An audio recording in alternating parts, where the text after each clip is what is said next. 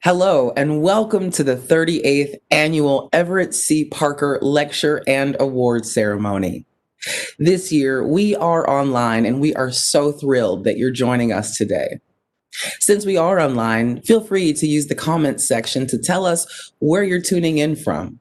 My name is Reverend Lawrence Richardson, and it is my pleasure to be joining you today. Now, I'd like to welcome Sister Simone Campbell. Hello, I'm Sister Simone Campbell, the Executive Director of Network Lobby for Catholic Social Justice, and so honored to do the invocation in celebration of Karen Strauss's amazing years of service and engagement in the communication field, bringing in those who have often been marginalized, who are often left out. And to open before my friend Valerie Kaur's presentation, where I'm sure she's going to bring her sense of revolutionary love to all of us. And so with this sense of celebration, this sense of possibility, let us pray.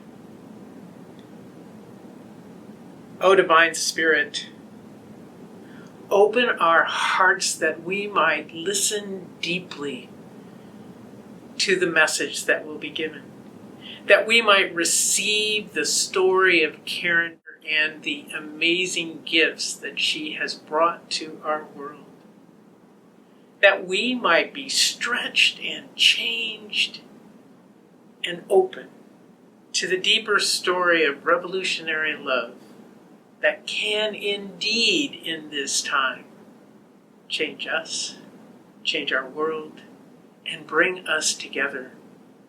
Let us welcome in those who are too often marginalized from our care. Let us bring in those who are left out, are frightened, are cold, are hungry for a new message. Let us bring into our hearts all who are hurting in this moment. And as our hearts are broken open by our care, let us bring to this lecture a sense of wonder, commitment, and engagement, so that we may learn something new, something for our future that we can embody like Karen does, that commitment to inclusion. All this we pray in the certain knowledge that the Spirit is alive and well and moving among us. For all of this, we say, Amen. Greetings, everyone. Thank you, Sister Simone, for that inspiring invocation. We are all so pleased to be here today at the 38th Annual Parker Award Ceremony and Lecture. We're all online this year, and we're thrilled that this means that we have people from all over the country watching today. And if you haven't already, please go ahead and say hi in the chat so we can welcome you to this event. This event always gives me so much pleasure, from being able to celebrate a few victories with our allies and friends, to lifting each other up when we're feeling low, and pushing each other to do better. As you know, we hold this event every year to honor our founder, Everett Parker. I was reflecting this week that he died 5 years ago last month after living to a ripe old age of 102. When I first started working in this field more than 20 years ago, I met Everett Parker, but I think it has taken me all those years to truly understand and appreciate the impact that he had on this country. And today, in this time of COVID, I feel like his priorities, the priorities of the organization that he founded, are right in line with the ethos of the moment. Broadband is essential, and Black Lives Matter.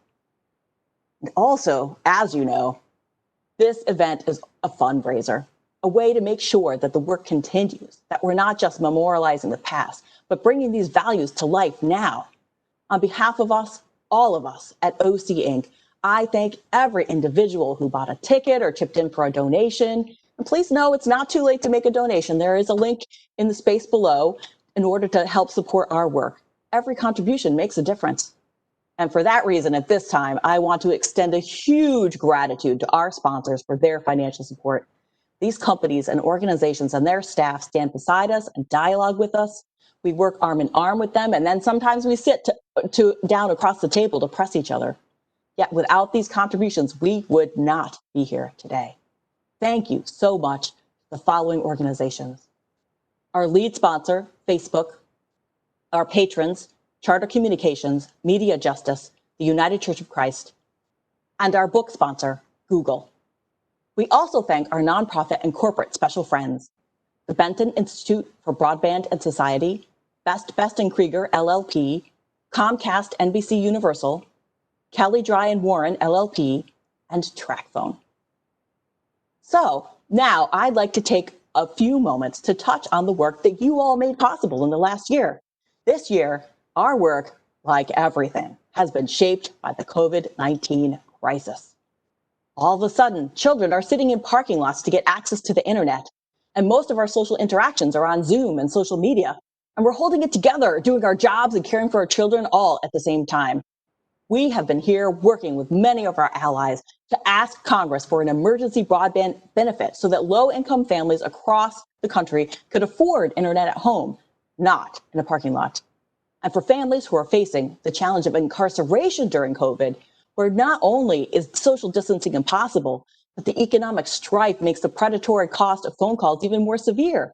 So we teamed up with Media Justice and so many allies for letters and campaigns and press events to ask Congress to ensure that families with incarcerated loved ones receive more just rates as part of the Martha Rights Act.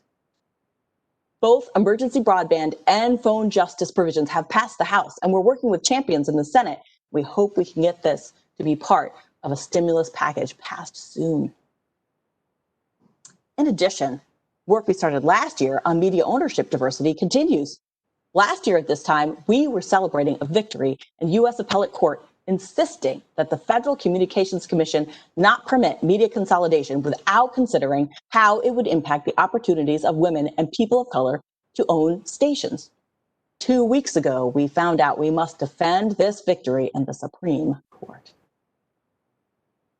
And in this time of crisis, when social media is not only an essential connection, but also could be a platform for hate, we are still working alongside our colleagues at the Change the Terms Coalition to press social media companies to do more and do better to ensure that everyone is safe and our democracy is protected. And as part of that effort, we here at UCCOC Inc. are launching a campaign today called No Peace Online. We discussed it earlier this year in an online workshop with our partners at the Religion Communicators Council. Starting this week and in the weeks leading up to and after the election, we're encouraging all people to follow 6 steps to do your own part to minimize harm and disinformation and work towards civility online. Check us out at nopeace.online and look for more in the coming weeks. You saw our slides as we were ready to get started, and you'll see them again at the end. So that's what we've been up to. There's a lot more to do, and I look forward to working with all of you to get there. And now I turn to the main reason for our event, our honorees. I'm going to turn over the virtual podium to Rachel Chapman of the United Church of Christ to introduce this year's Parker Award honoree. Rachel? Thank you, Cheryl. Good afternoon to our East Coast friends, and good morning to those of you, like me, hailing from further west. My name is Rachel Chapman, and I serve on the United Church of Christ National Board of Directors.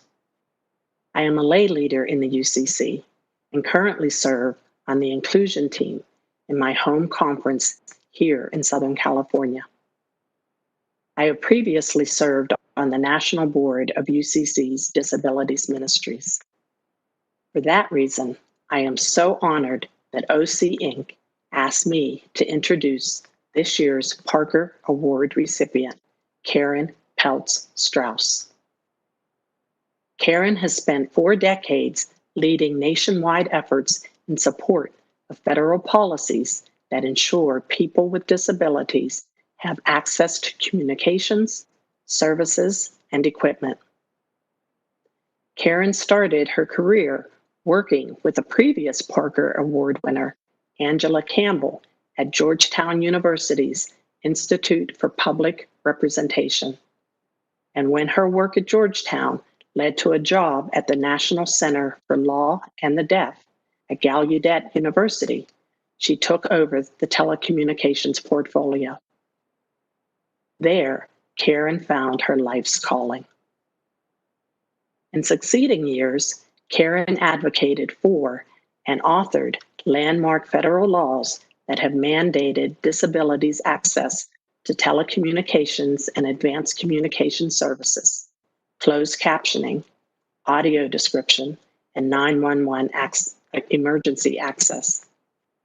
She told us one of her favorite accomplishments was the creation of a federal program that provided equipment to low-income people with hearing and vision loss, thus improving the independence, integration, and connectivity of thousands of deaf-blind Americans.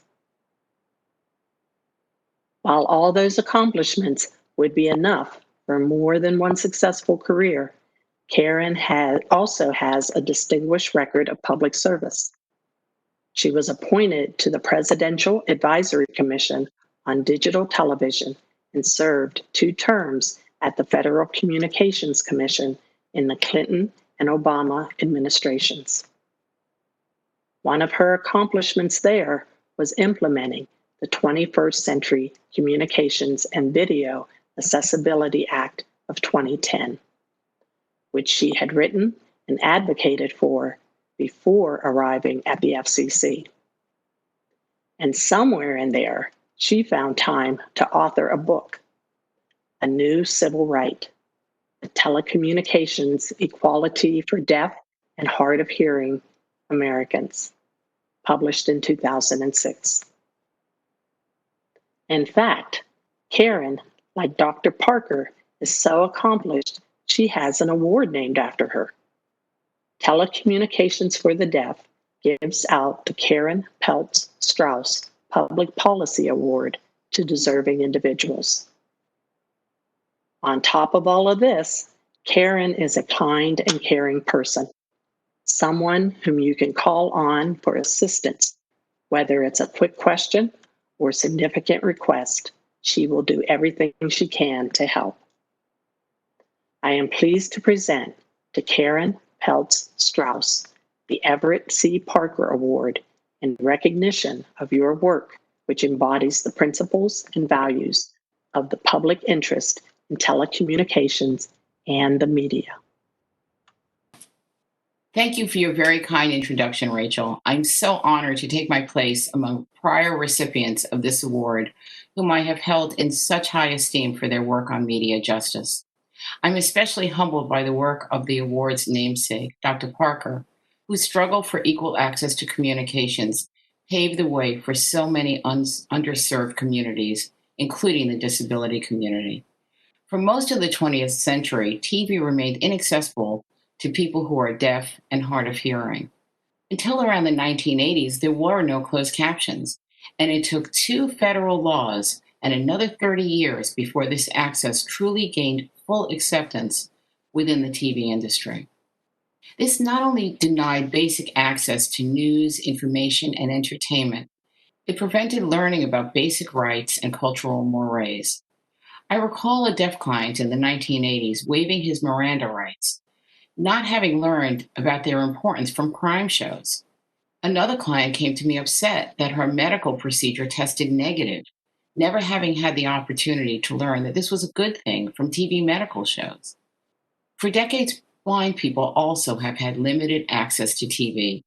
It was only in the past few years that some TV shows have been required to provide audio description, which are oral narratives to inform them of what's happening during program segments where there is no audio.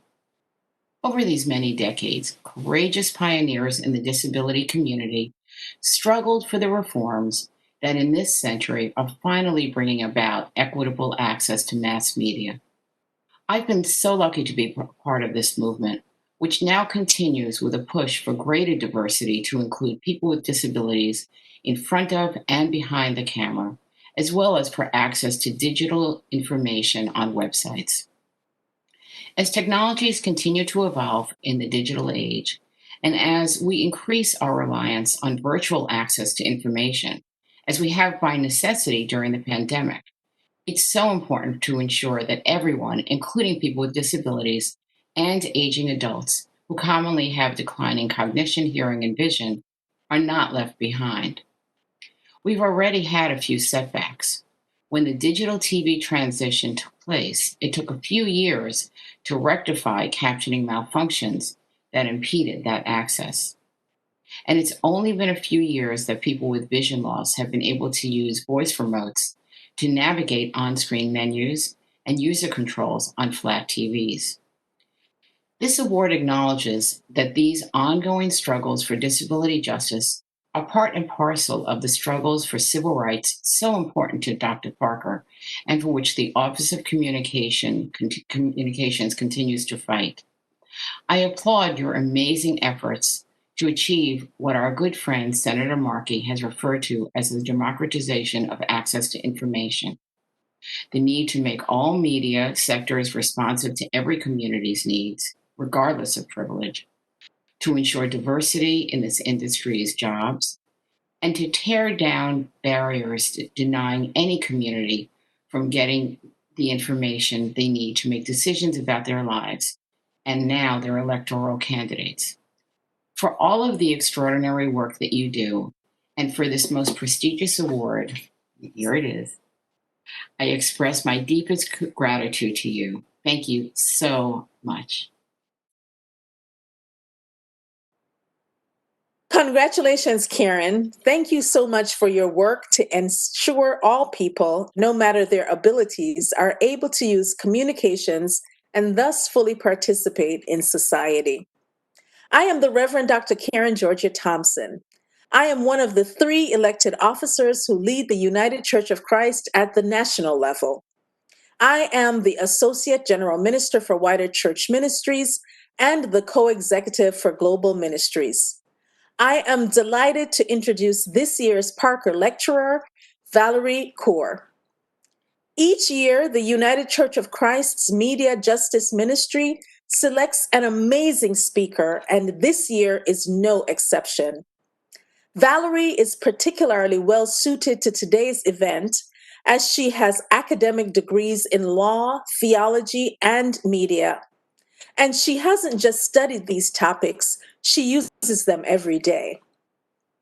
Valerie has been making change for her entire adult life.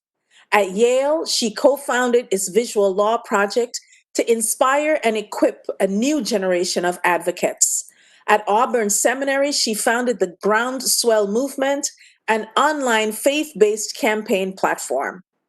Valerie Kaur is the founder of the Revolutionary Love Project, which produces stories, tools, curricula, conferences, films, TV moments, and mass mobilizations that equip and inspire people to practice the ethic of love. The project is uniquely Valerie's brainchild, and like all of Valerie's energy and work, is steeped deeply in her faith tradition, the Sikh tradition, which is the world's 5th largest religion, founded about 500 years ago and premised on the principles of love and oneness, calling upon its followers to be spiritual warriors. Before she founded her own organization, Valerie caught the public eye for her work in many areas. In 2008, she co-created a documentary, Divided We Fall, which told of the impact of 9/11 through the voices of Sikh Americans who were often targeted because of the turbans Sikh men wear. She made short films after the horrible shooting at a Sikh house of worship in Wisconsin in 2012, and another film, First We Pray, Then We Organize, in support of the Net Neutrality Faithful Internet campaign, which she co-founded with Cheryl Lianza here at the United Church of Christ. Valerie has spoken on television, at the White House, the Pentagon, and at the Parliament of World Religions, and given numerous addresses at venues large and small. Her TED Talk drew more than 1 million viewers, and her remarks at Reverend Barber's Night Watch service on New Year's Eve 2017 drew more than 300 million views when it was posted online. As you have probably gathered, this woman can string a few words together and bring a crowd to great emotional heights and new understandings. She works for justice, racial equality, religious understanding, and a version of love that abandons the saccharine overtones of greeting cards and flowers in favor of a love for others, our opponents, ourselves, which synthesizes into a revolutionary power. So today I present to you the 38th Parker Lecturer, Valerie Kaur. Vaheguru Ji Ka Khalsa, Vaheguru Ji Ki Fateh. The beloved community belongs to divine oneness, and so does all that it achieves. Thank you so much to the United Church of Christ for the honor of delivering this year's Parker Lecture. Congratulations to this year's honoree, Karen Peltz-Strauss.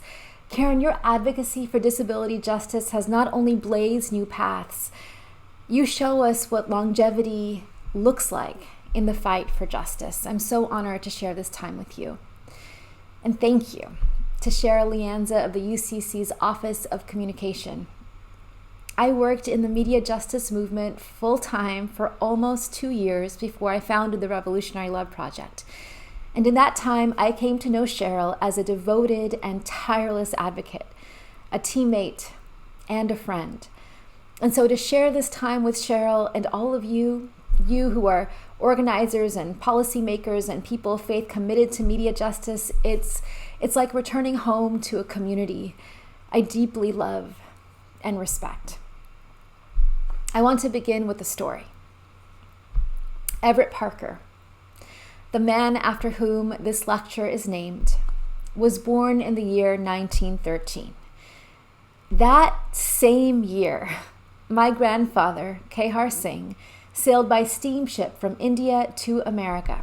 He arrived in the United States, a young man wearing a turban and beard as part of his Sikh faith, and when he arrived in San Francisco, immigration officials immediately detained him at Angel Island. You see, Ellis Island on the East Coast was a symbol of welcome for European immigrants, an open source of possibility, gated with words of inspiration, freedom, equality, opportunity. But Angel Island on the West Coast stood as a gatekeeper, designed to exclude as many Asian immigrants as possible. White nationalists warned of a tide of turbans, and so my grandfather was incarcerated and interrogated for 4 months, his deportation all but assured, until a lawyer chose to see my grandfather not as a stranger, but as a brother. He filed a writ of habeas corpus to help set him free Christmas Eve, 1913. My grandfather was a simple farm laborer, sleeping in barns at night, twisting his body into crates to keep safe from the snakes, but he fought for decades for the right to become a citizen, alongside Asian immigrants, building on the gains of the civil rights movement to prove our humanity, that his voice mattered, that his story mattered, that he deserved to be heard. My grandfather is the kind of person Everett Parker fought for. You see, when Everett Parker was sent by Dr. King to find out why the television stations in the South were not broadcasting the civil rights movement, he mounted a fight to hold television and radio stations accountable for racially biased programming through congressional testimonies and legal advocacy and his public voice as a faith leader. Everett Parker envisioned a world where people of color like my grandfather had the ability to organize, to tell our own stories, to write our own destinies. Everett Parker fought to ensure that all people could speak and be heard on the most important mass media of his time, broadcast television. Today, we are fighting to ensure that all people can speak and be heard on the most important media of our time, the internet. This is the focus of my lecture today.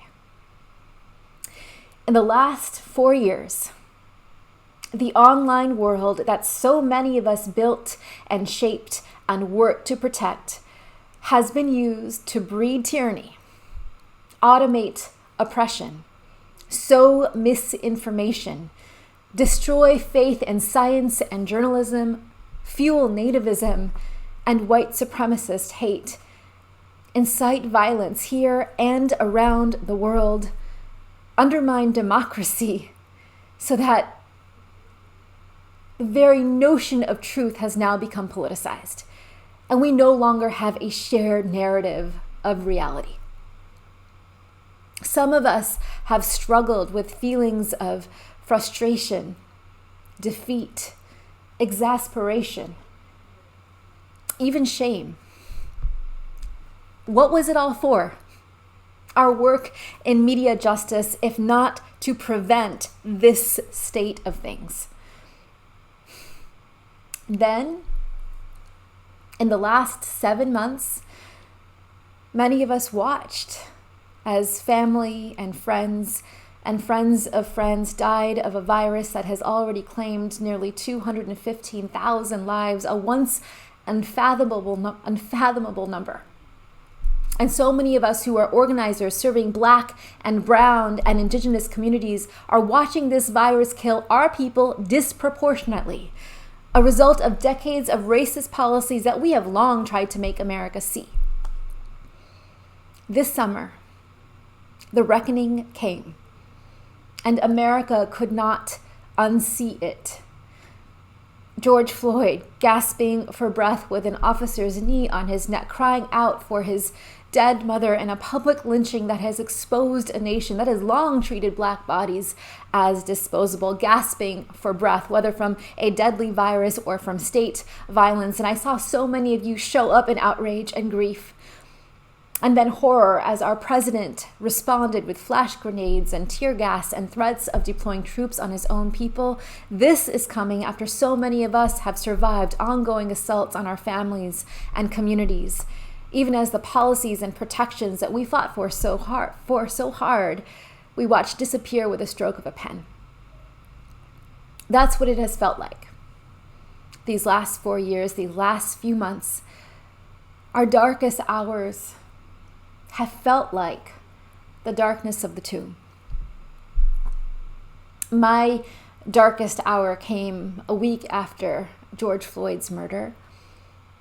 My neighborhood here in Los Angeles became militarized, like many around the country, helicopters shaking the house day and night, assault vehicles and assault rifles lining the streets around my son's preschool. And when we finally ventured out of the house, I was so worried that my son was finally he's 5 years old, that he would see the rifles and I would finally have to explain it all to him. These last 4 years, these last few months, the torch-bearing white supremacists and the hate violence and the authoritarian assaults on our democracy, in our safety, in our futures. And I thought, this is it. He's finally going to see his mother cry and I wouldn't be able to hide it from him anymore. But my son had a look of awe on his face. And I followed his eye line and I realized that he wasn't looking at the rifles. He was looking at these big pieces of plywood that had been thrown over storefronts. And on these pieces of plywood, there were huge murals of public art, Brianna and Tamir and George and Trayvon and BLMs and hearts everywhere. And my son looked at me and said, "Mommy, did you do this?" You see, all he hears his mother talk about is revolutionary love all day in our household. And I said, "No, my love. No, we did this. There are millions of people rising up right now with the same conviction in their hearts, in their grief, in their rage, flooding the streets, following the lead of Black activists, fighting for justice in a global uprising for Black lives and racial solidarity that the world has never seen." And you know how it was possible? Because we are connected through the internet, that we used this platform to organize, to rise up globally.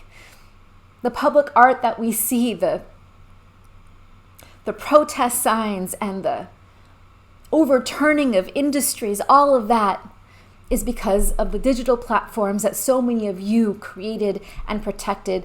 It still made this possible for us to organize and connect and build power. This is the result of all the unseen labor that many of you have been in for decades. You built the infrastructure to make this reckoning happen.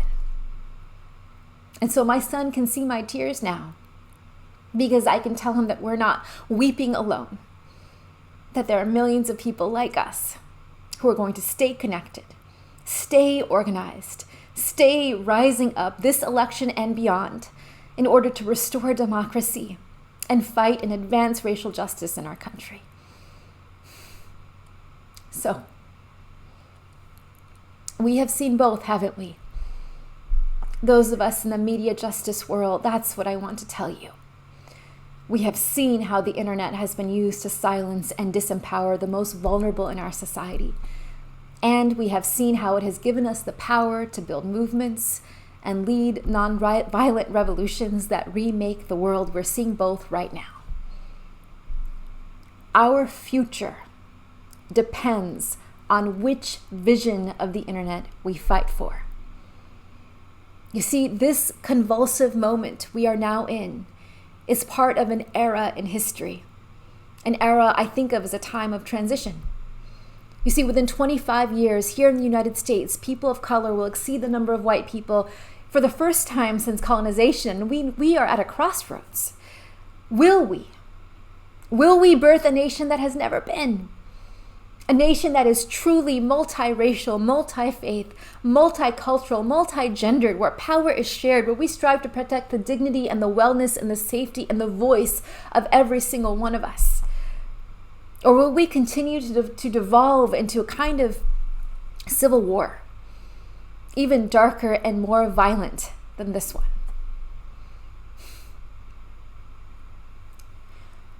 With climate change, the stakes are life and death. The childhood woods I grew up in here in California, they are burning. 5 million acres already gone, and I think still scorched earth cannot be the world that we leave our children. What we do in the next 25 years, starting now, will determine whether we live or die as a human race. Will we? Will we marshal the vision and the skill and the solidarity to solve this problem together? Or will we perish? Is this the darkness of the tomb or the darkness of the womb? It depends on you. It depends on whether we fight for an internet, an online world that brings us together or tears us apart. And so that's why I wanted to be with each of you today. We will not be able to solve the existential crises facing our nation or our species, whether racial justice or keeping our planet habitable or protecting our democracy, without a free and open internet, without each of you fighting to remake our digital and media world so that it reflects our deepest values. And that means being as brave as Everett Parker was. Here's the thing. We already have the solutions.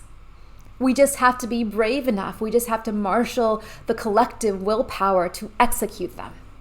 Here are 3 things that we can do immediately.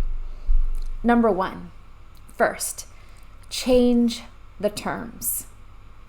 Change the terms.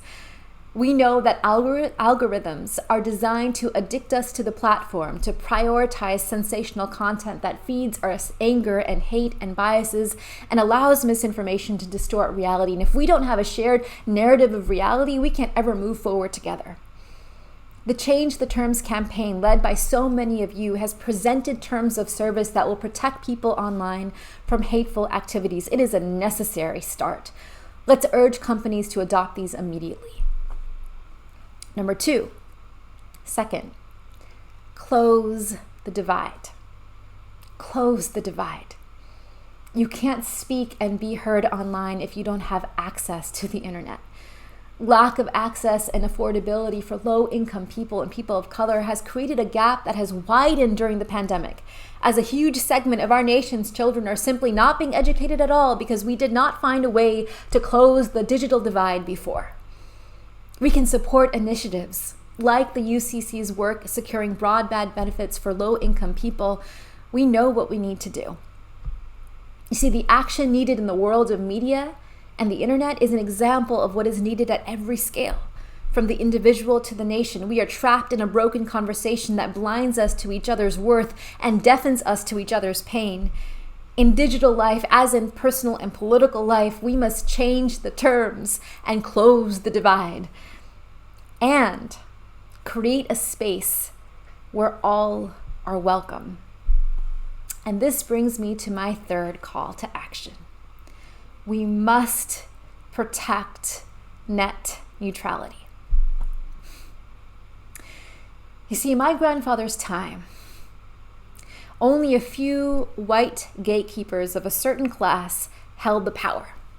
They determined who got in, who was left out, whose stories got told, and who was silenced. Everett Parker and his generation fought for equality on those platforms.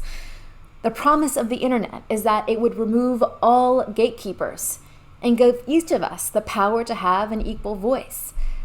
But this power depends on a critical foundation, net neutrality. And this foundation that supports all the rest of it, is under threat. Net neutrality. Net neutrality is the principle that we should be able to decide what we do online and not the companies that connect us to the internet. It means that carriers cannot block or slow down content. They cannot be the gatekeepers of what gets heard and what doesn't, who is let in and who is kept out. This matters for people of color. You see, the barrier to entry is so low compared to television or radio or print, so the internet has become the place where people of color can be heard, where we can speak and organize and remake public life. It is the next frontier of Everett Parker's dream.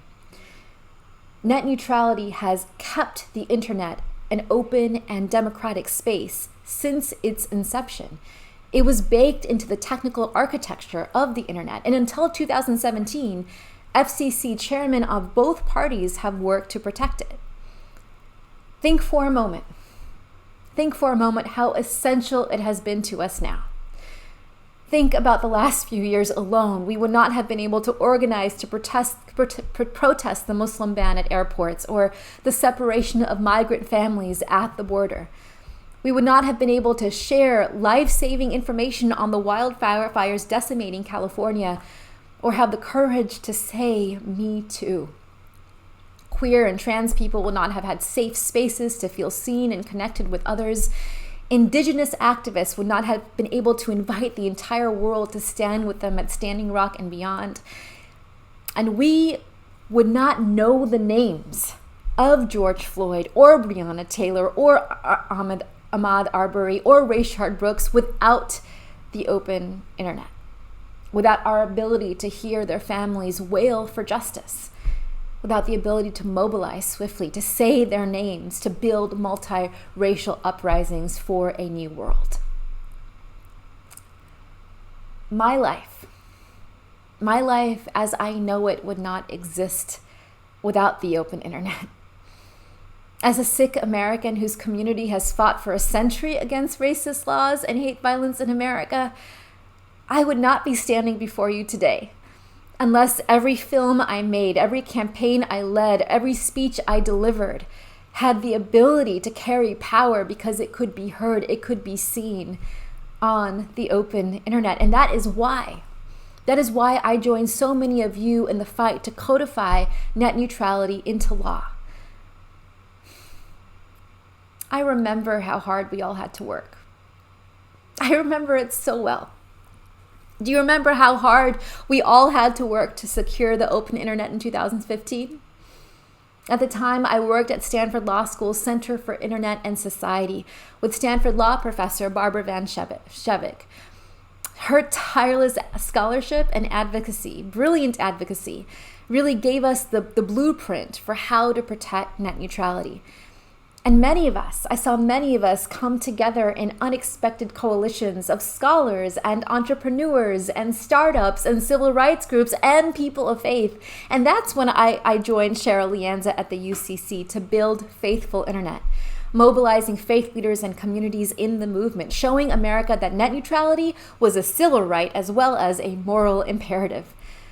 We all understood that net neutrality was necessary to fight for everything we cared about, from racial justice to climate justice to education to democracy, and together we showed the nation.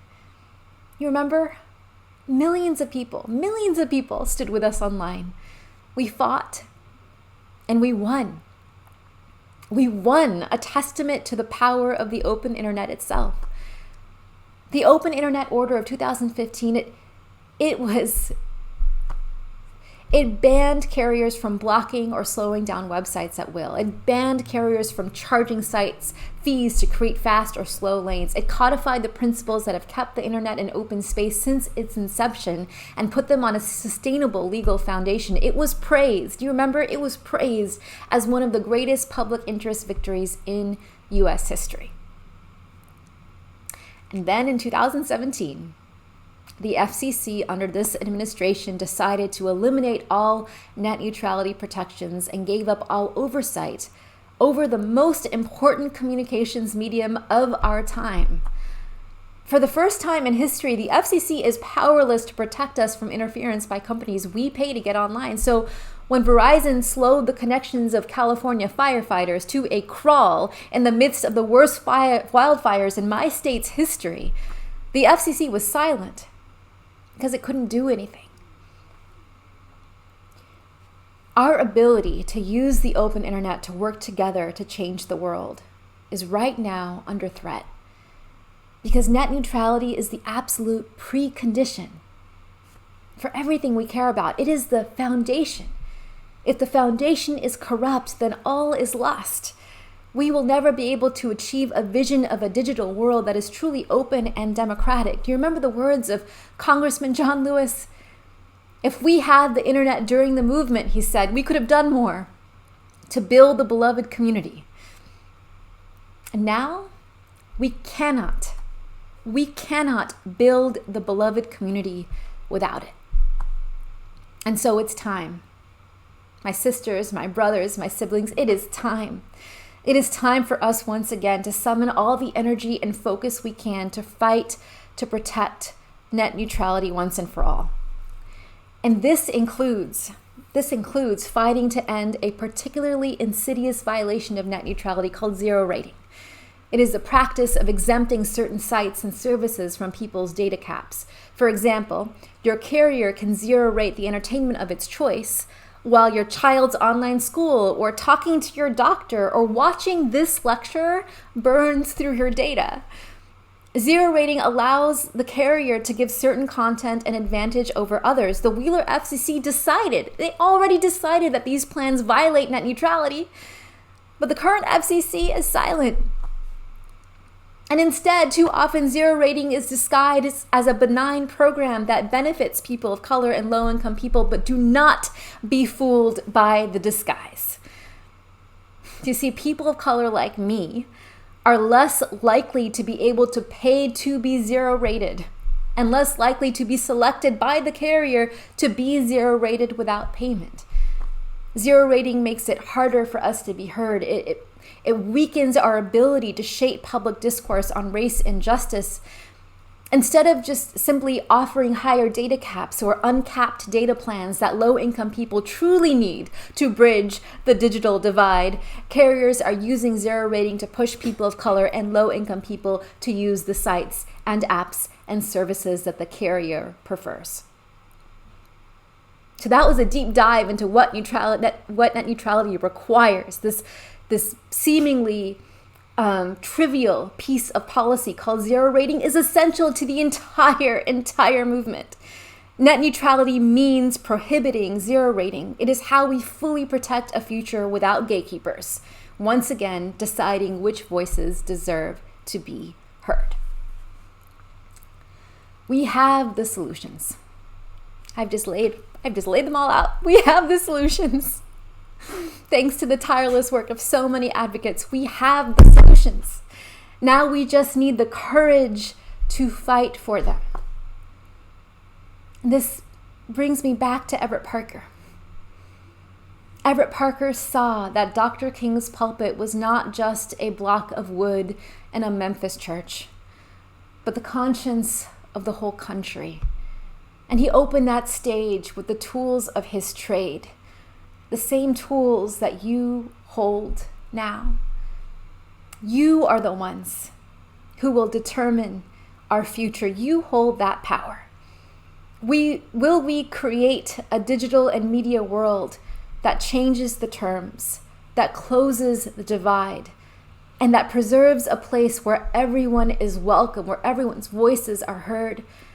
Will you fight for a world that empowers us to build a future of equality and liberation and beloved community?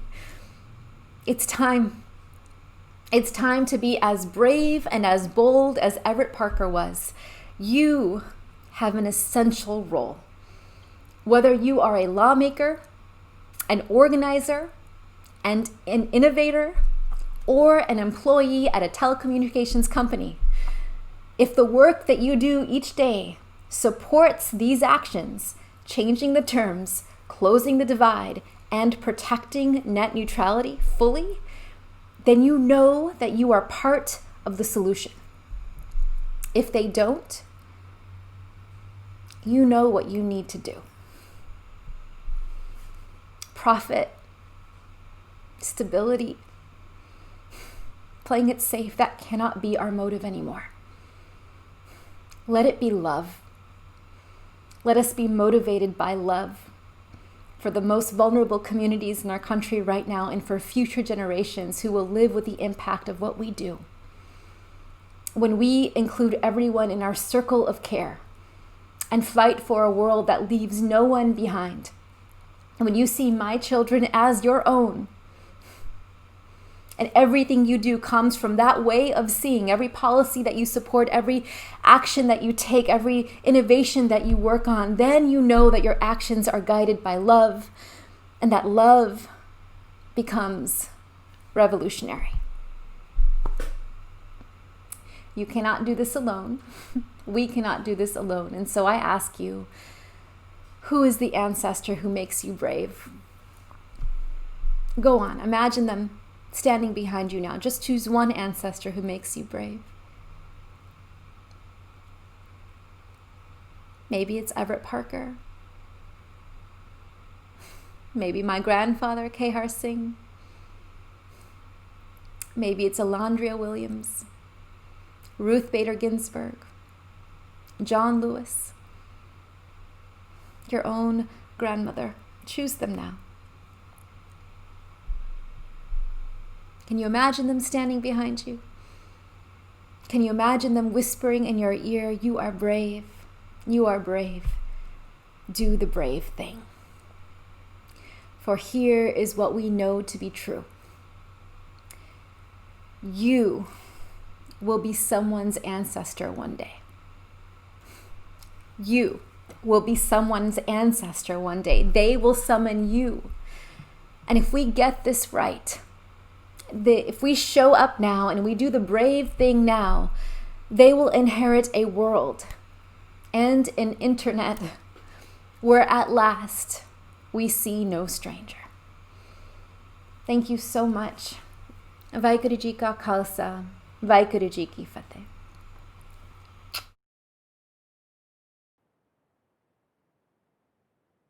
Thank you so much, Valerie. I really appreciated your words today. We all needed these minutes to take a step back and a moment to lift our eyes to the horizon.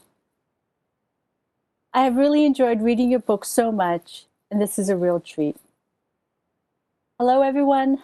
I'm the Reverend Hyo-Jun Kim, a member of the UCC OC Inc.'s Board of Directors. I hope that you're enjoying today's event. This is our major fundraiser of the year, and I hope that you will consider making a donation today at the links in the Facebook chat and at our website, uccmediajustice.org. Next, we're going to spend a few minutes with a musical ensemble from a local church here in New Jersey, where I live. Since the pandemic began, many faith communities have been finding new ways of gathering, and technological tools have helped that. We are delighted that the Homedale Community United Church of Christ in-house band, which is comprised of volunteer musicians and is called Huck Finn, is joining us here today and sharing their online version of The Welcome Table. The Welcome Table is a traditional African-American folk song by an anonymous author who was likely enslaved and celebrates a better future. We're sorry that we can't be together to clap and sing along, but feel free to join in from where you are watching. After the song, we will hear a final goodbye from Reverend Lawrence Richardson. 1, 2, 3, 4. I'm gonna sit at the welcome table. I'm gonna sit at the welcome table one of these days. Hallelujah. I'm gonna sit at the welcome table. Sit at the welcome table one of these days. One of these days. I'm gonna feast on milk and honey. I'm gonna feast on milk and honey one of these days. Hallelujah. I'm gonna feast on milk and honey. Feast on milk and honey one of these days. One of these days. I'm gonna tell God how you treat me. I'm gonna tell God how you treat me one of these days. Hallelujah. I'm gonna tell God how you treat me. Tell God how you treat me one of these days. One of these days.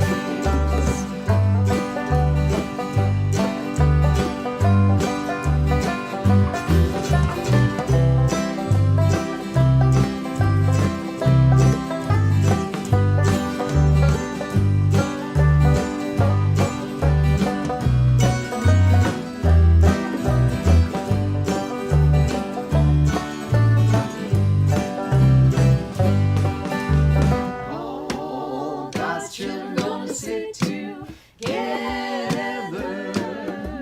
All God's children gonna sit together one of these days. Hallelujah. All God's children gonna sit together.